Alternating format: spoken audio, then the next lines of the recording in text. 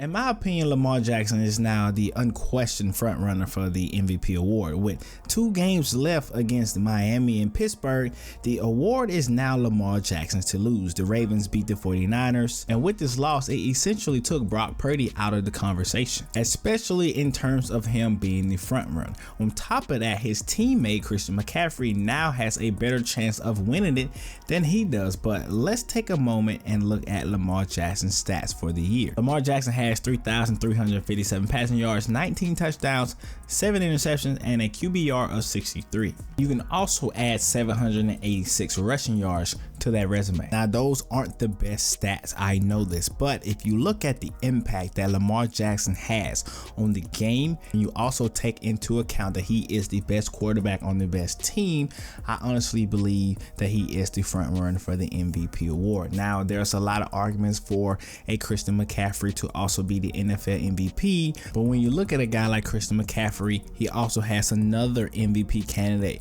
on his team, which is Brock Purdy, even though he knocked himself out of the conversation this week against the Ravens. But to me, if you have 2 MVP candidates on the same team, it almost takes away from the fact that the other guy is also considered an MVP candidate. So you're splitting not only the votes, but you're also splitting the public perception. A lot of people before this loss to the Ravens believe that Brock Purdy should be the MVP. Some people believe that Christian McCaffrey should be the MVP, but there was no doubt there was only one most valuable player on the Baltimore Ravens, and that is Lamar Jackson. If you want to make the argument that Brock Purdy should have never been in that conversation in the first place, then I will listen to that. But taking a look at this game, Lamar Jackson went 23 for 35, 252 yards, 2 touchdowns. He also had 7 carries for 45 yards.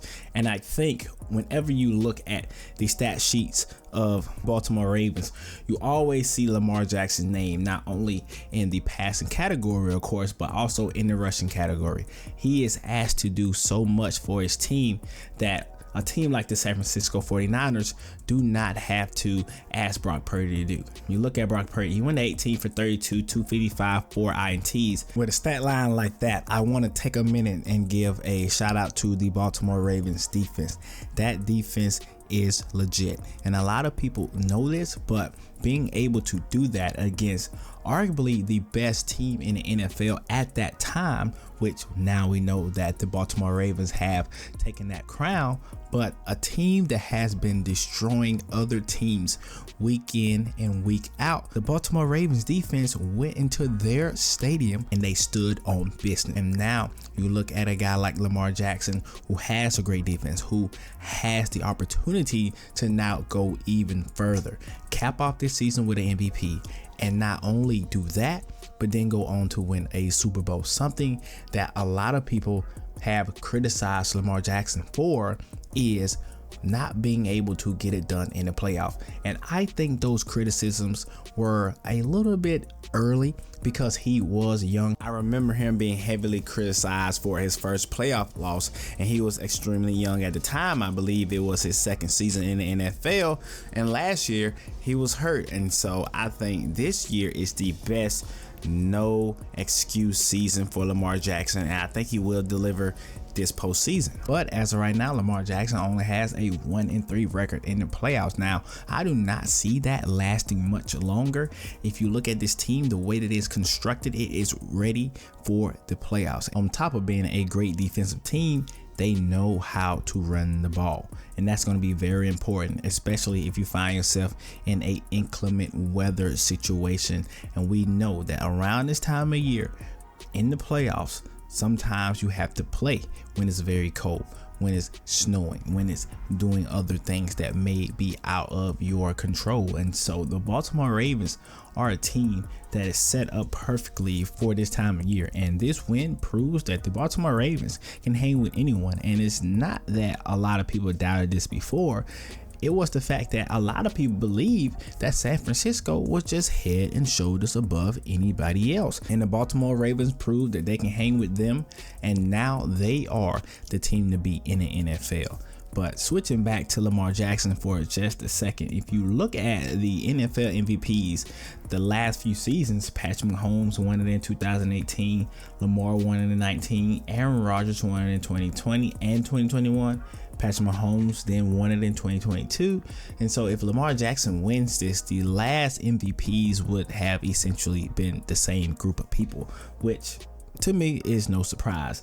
Those guys are the best 3 quarterbacks in the league at this very moment. Now you can throw a Joe Burrow in there and maybe a Josh Allen, but Joe Burrow's injuries, I think, have stopped his ability or diminished his ability to win the MVP award. And Josh Allen just simply turns the ball over way too much right now. If he cleans that up, I think he'll be perfectly in line to win the MVP in the following seasons. But going back to Lamar, the NFL MVP is his to lose. Now, he does have a great test against Miami next week.